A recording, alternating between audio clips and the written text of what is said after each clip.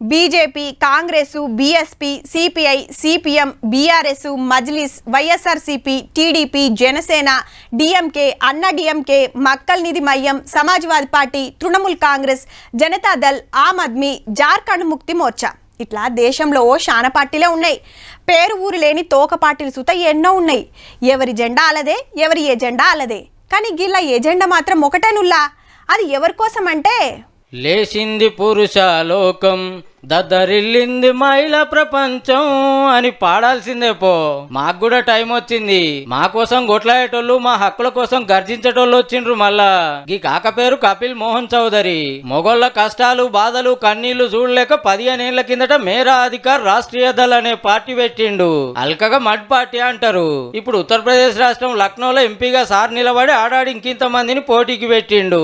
ఆడోళ్ళ కోసం కొత్త కొత్త చట్టాలు తెచ్చి మమ్మల్ని సతాయిస్తుర్రు. ఉత్తపుణ్యానికే కేసులు బనాయిస్తుర్రు. ఏడికి పోయినా మాకు న్యాయం జరుగుతలేదని ఈ జంగ ఎత్తుకున్నాడు.